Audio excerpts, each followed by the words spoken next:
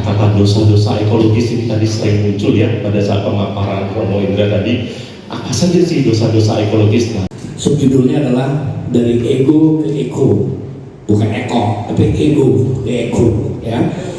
Ini barang yang tidak bisa masuk dalam 3R.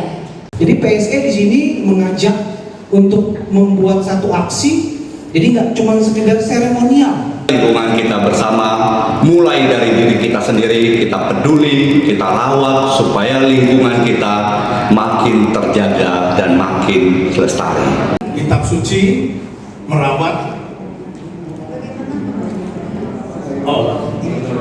bumi menurut kitab suci itu nggak ada sebetulnya.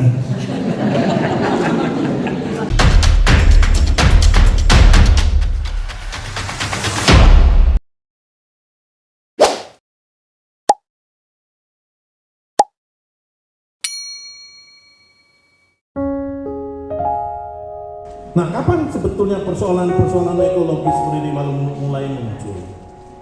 Nah, mulai muncul itu sebenarnya sekitar tahun 60-an. Silakan, ini saya coba data-data ini saya coba sampaikan ya, berdasarkan problematik yang muncul. Salah Allah dan Bapa yang ada semua, Allah yang di atas semua dan di semua dari Kitab suci merawat bumi menurut kitab suci itu nggak ada sebetulnya. Nggak ada itu merawat bumi menurut kitab suci itu nggak ada. Kitab suci itu bukan urusannya gitu kok. Kitab suci itu tidak berurusan dengan bumi, banjir, segala macam, nggak ada macam begitu ya.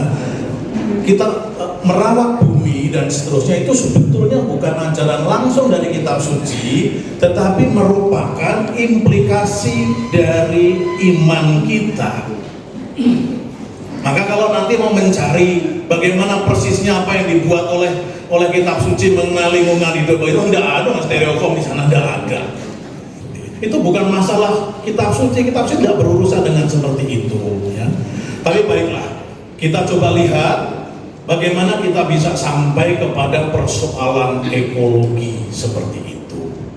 Nah, nanti kan pembicaraan dalam APP ini itu lebih mengarah kepada konkretisasinya seperti apa. Nah, inilah sebetulnya konkretisasi seperti inilah yang namanya pertobatan ekologis. Dan itu sebuah perubahan gaya hidup, dan itulah yang paling sulit. Oke, tadi Bapak Ibu terima kasih yang sudah makan siang. Tadi sudah saya lihat memasukkan dengan awalnya agak sedikit bingung ya, ada 4 kotak di situ. Ternyata itu suatu pembelajaran juga dan itu bisa diterapkan di rumah tangga kita masing-masing dan di lingkungan. Oke, pertemuan pertama adalah tentang harmoni seluruh ciptaan atau terkait dengan relasi kita dengan bumi dan rumah kita bersama.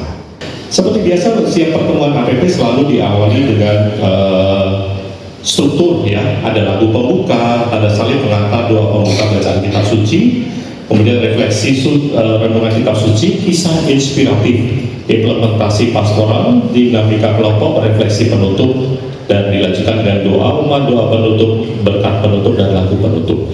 Nah, pada tema ketiga ini judulnya adalah dipersatukan oleh keprihatinan yang sama. Kita tahu bahwa di tema kedua kan dikatakan kita harus, tema kedua adalah ini, pembaharuan dalam diri. Ini sifatnya kan individual, tapi kita kan manusia kan makhluk sosial di mana kita hidup bersama-sama. Makanya kita harus bersama-sama dipersatukan oleh keprihatinan yang sama. Subjudulnya adalah dari ego ke eko, bukan eko, tapi ego ke eko.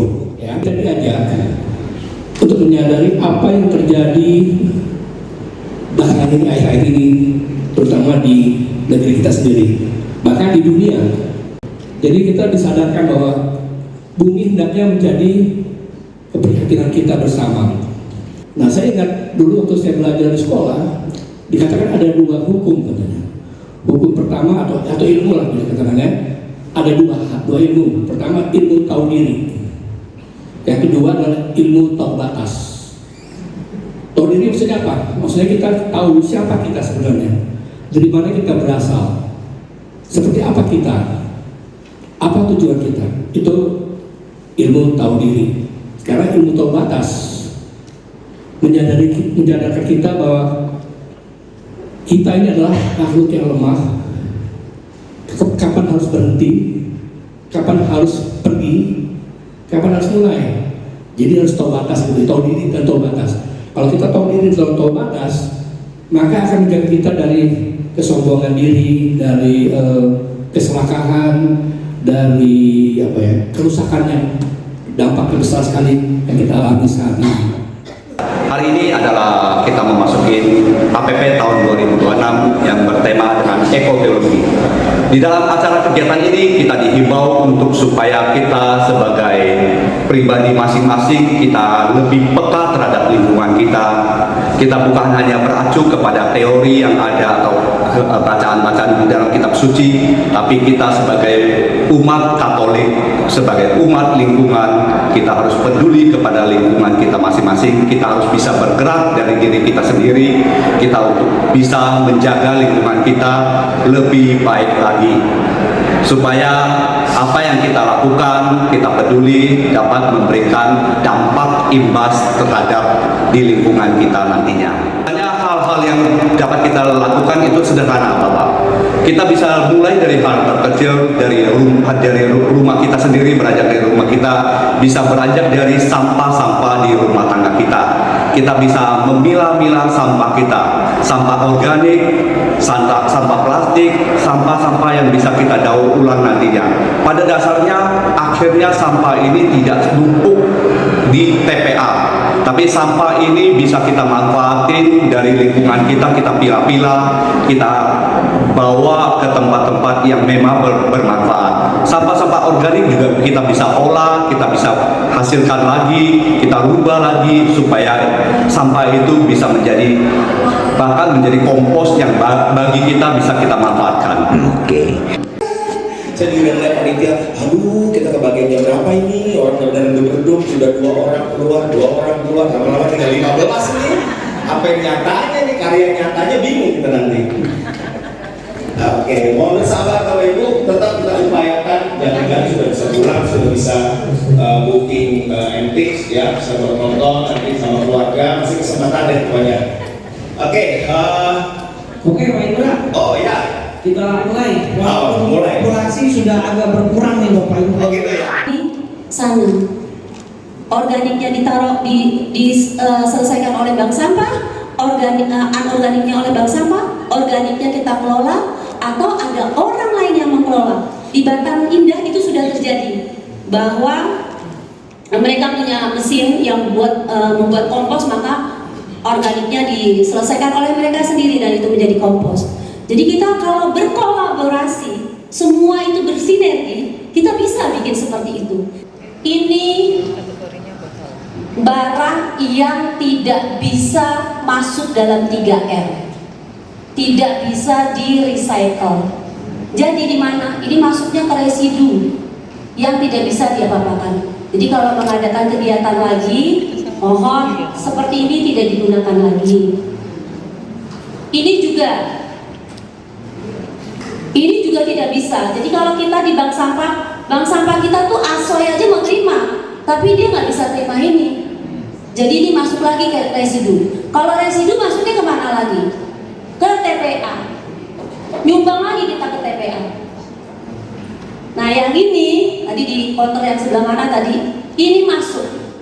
Ini bisa masuk ke anorganik yang dikelola oleh bank sampah. Nah, kemudian yang organik tadi, kita juga bisa membuat ekoenzim. Pasti sudah mendengar semuanya. Ini contohnya. Sudah menjadi sabun ekoenzim.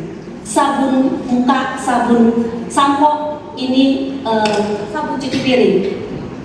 Tas saya yang cantik ini terbuat dari sampah ini. Ini Paroki Pamulang yang membuat. Paroki Barnabas.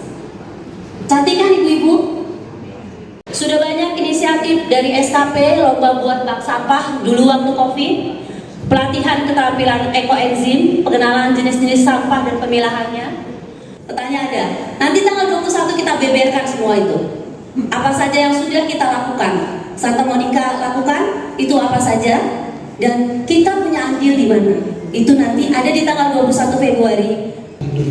Oke, judul kita sama ya dengan materi dari tim KKS tadi, dengan Romo juga.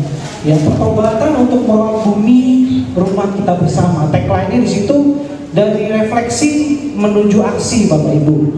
Ya, mungkin bisa dilanjut Pak Indra.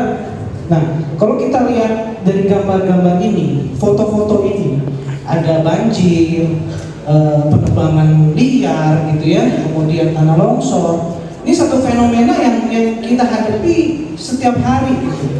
Bahkan kemarin kalau kita baca Detik itu ada longsor di Bogor gitu ya. Itu akibat curah hujan yang tinggi.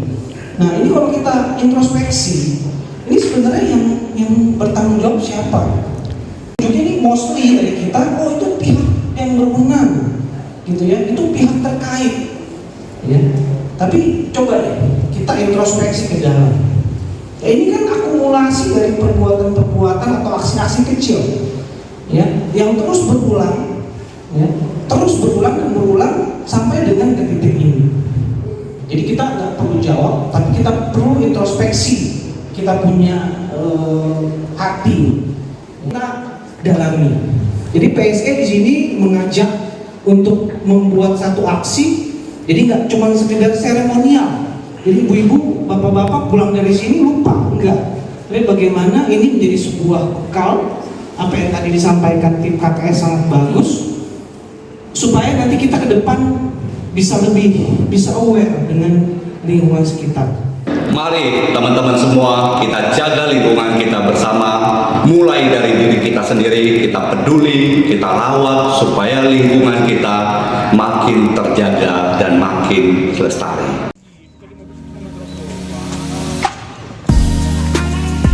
Pagi. Pagi.